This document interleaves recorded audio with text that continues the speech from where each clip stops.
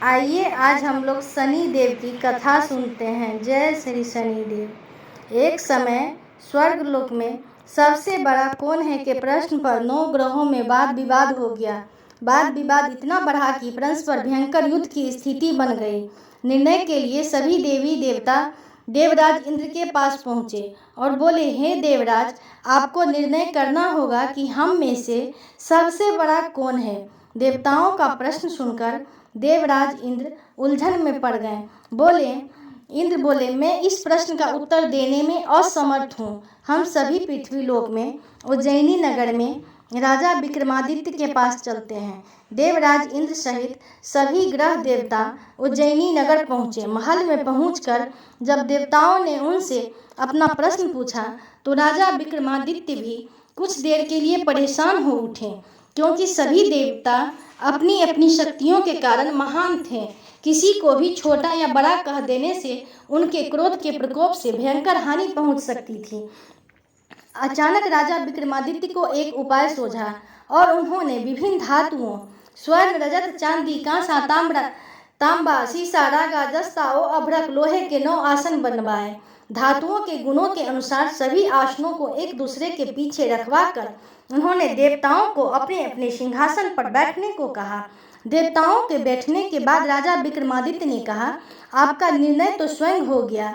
जो सबसे पहले सिंहासन पर विराजमान है वही सबसे बड़ा है।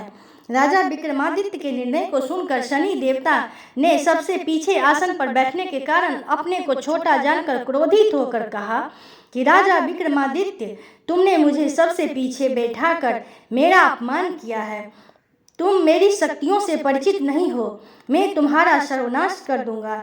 शनि देव ने कहा, सूर्य एक राशि पर 1 महीने, चंद्रमा 2.25 महीने, मंगल 1.5 महीने, बुध और शुक्र 1 महीने, बृहस्पति 13 महीने रहते हैं, लेकिन मैं किसी राशि पर 7.5 वर्ष 7.5 तक रहता हूँ। बड़े बड़े देवताओं को मैंने अपने प्रकोप से पीड़ित किया है। राम को 7.5 के कारण ही वन में जाकर रहना पड़ा और रावण को 7.5 के कारण ही युद्ध में मृत्यु का शिकार बनना पड़ा। राजा, अब तू भी मेरे प्रकोप से नहीं बच सकेगा। इसके बाद अन्य ग्रहों के देवता तो प्रसन्नता के साथ चले गए, परंतु शनि देव बड़े क्रोध के साथ वहां से विदा हुए। राजा विक्रमादित्य पहले की तरह ही न्याय करते रहे। उनके राज्य में सभी स्त्री पुरुष बहुत आनंद से जीवन यापन कर रहे थे। कुछ दिन ऐसे ही बीत गए। इधर शनि देवता अपने अपमान को भूले नहीं थे। विक्रमादित्य से बदला लेने के लिए एक दिन शनि देव ने घोड़े के व्यापारी का रूप धारण किया और घोड़ों के साथ उज्जैनी नगर पहुँचे। राजा विक्रमादित्य ने राज्य में किसी घोड़े के व्यापारी के आने का समाचार सुना तो अपने अश्वपाल को कुछ घोड़े खरीदने के लिए भेजा। घोड़े बहुत कीमती थे। अश्वपाल ने जब वापस लौटकर इस संबंध में बताया तो राजा विक्रमादित्य ने स्वयं आकर एक सुंदर और शक्तिशाली घोड़े को पसंद किया। घोड़े की चाल देखने के लिए राजा उस घोड़े पर सवार हुए तो घोड़ा बिजली की गति से दौड़ पड़ा। तेजी से दौड़ता घोड़ा राजा को दूर एक जंगल में ले गया और फिर राजा को वहां गिराकर जंगल में कहीं गायब हो गया। राजा अपने नगर को लौटने के लिए जंगल में भटकने लगे, लेकिन उन्हें लौटने का कोई रास्ता नहीं मिला। राजा को भूख प्यास लगाई। बहुत घूमने पर उसे एक चरवाहा मिला। राजा ने उससे पानी मांगा। पानी पीकर राजा ने उस चरवाहे को अपनी अंगूठी दे दी। फिर उससे रास्ता पूछकर वह जंगल से निकलकर पास के नगर में पहुंचा। राजा ने एक सेठ की दुकान पर बैठकर कुछ देर आराम किया। उस सेठ ने राजा से बातचीत की तो राजा ने उसे बताया कि मैं उज्जैनी नगरी से आया हूँ। राजा की कुछ देर दुकान पर बैठने से सेठ जी की बहुत बिक्री हुई। सेठ ने राजा को बहुत भाग्यवान समझा और खुश होकर उसे अपने घर भोजन के लिए ले गया। सेठ के घर में सोने का एक हार खूंटी पर लटका हुआ था। राजा को उस कमरे में छोड़कर सेठ कुछ देर के लिए बाहर गया। तभी एक आश्चर्यजनक घटना घटी। राजा के देखते देखते सोने के उस हार को खूंटी निगल गई। सेठ ने कमरे में लौटकर हार को गायब देखा तो चोरी का संदेह राजा पर ही किया, क्योंकि उस कमरे में राजा ही अकेला बैठा था। सेठ ने अपने नौकरों से कहा कि इस परदेशी को रस्सियों से बांधकर नगर के राजा के पास ले चलो। राजा ने विक्रमादित्य से हार के बारे में पूछा तो उसने बताया कि उसके देखते ही देखते खूंटी ने हार को निगल लिया था। इस प्रकार राजा ने क्रोधित होकर चोरी करने के अपराध में विक्रमादित्य के हाथ पांव काटने का आदेश दे दिया। राजा विक्रमादित्य के हाथ पांव काटकर उसे नगर की सड़क पर छोड़ दिया गया। कुछ दिन बाद एक तेली उसे उठाकर अपने घर ले गया और उसे अपने कोल्हू पर बैठा दिया। राजा आवाज देकर बैलों को हाँकता रहा। इस तरह तेली का बैल चलता रहा और राजा को भोजन मिलता रहा। शनिदेव के प्रकोप की 7.5 पूरी होने पर वर्षा ऋतु प्रारंभ हुई। राजा विक्रमादित्य एक रात मेघ मल्हार गा रहा था कि तभी नगर के राजा की लड़की राजकुमारी मोहिनी रथ पर सवार उस तेली के घर के पास से गुजरी। उसने मेघ मल्हार सुना तो उसे बहुत अच्छा लगा और दासी को भेजकर गाने वाले को बुला लाने को कहा। दासी ने लौटकर राजकुमारी को अपंग राजा के बारे में सब कुछ बता दिया।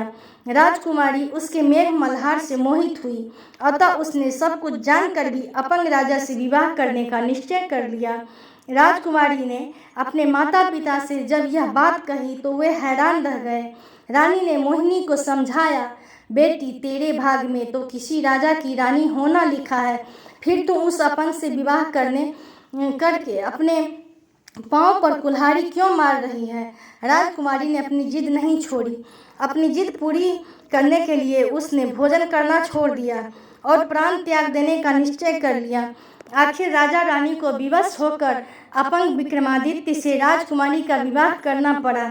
विवाह के बाद राजा विक्रमादित्य और राजकुमारी तेली के घर में रहने लगे। उसी रात स्वप्न में शनिदेव ने राजा से कहा, राजा तुमने मेरा प्रकोप देख लिया है, मैंने तुम्हें अपने अपमान का दंड दिया है।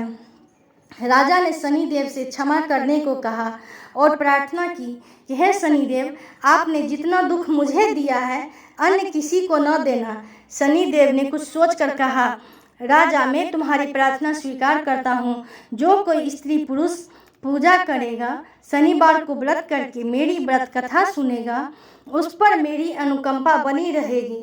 प्रातःकाल राजा विक्रमादित्य की नींद खुली तो अपने हाथ पांव देखकर राजा को बहुत खुशी हुई। उसने मन ही मन शनिदेव को प्रणाम किया। राजकुमारी भी राजा के हाथ पांव सही सलामत देखकर आश्चर्य में डूब गई। तब राजा विक्रमादित्य ने अपना परिचय देते हुए शनिदेव के प्रकोप की सारी कहानी सुनाई। सेठ को जब इस बात का पता चला तो दौड़ता हुआ तेली के घर पहुंचा और राजा के चरणों में गिरकर क्षमा मांगने लगा। राजा ने उसे क्षमा कर दिया क्योंकि यह सब तो शनिदेव के प्रकोप के कारण हुआ था। सेठ राजा को अपने घर ले गया और उसे भोजन कराया। भोजन करते समय वहाँ एक आश्चर्यजनक घटना घटी। सबके देखते देखते उस खूंटी ने हार उगल दिया। सेठ जी ने अपनी बेटी का विवाह भी राजा के साथ कर दिया और बहुत से स्वर्ण आभूषण धन आदि देकर राजा को विदा किया। राजा विक्रमादित्य राजकुमारी मोहिनी और सेठ की बेटी के साथ उज्जैनी पहुँचे तो नगरवासियों ने हर्ष से उनका स्वागत किया। अगले दिन राजा विक्रमादित्य ने पूरे राज्य में घोषणा कराई कि शनिदेव सब देवों में सर्वश्रेष्ठ हैं। प्रत्येक स्त्री पुरुष शनिवार को उनका व्रत करें और व्रत कथा अवश्य सुने। राजा विक्रमादित्य की घोषणा से शनिदेव बहुत प्रसन्न हुए। शनिवार का व्रत करने और व्रत कथा सुनने के कारण सभी लोगों की मनोकामनाएं शनिदेव की अनुकंपा से पूरी होने लगी। सभी लोग आनंद पूर्वक रहने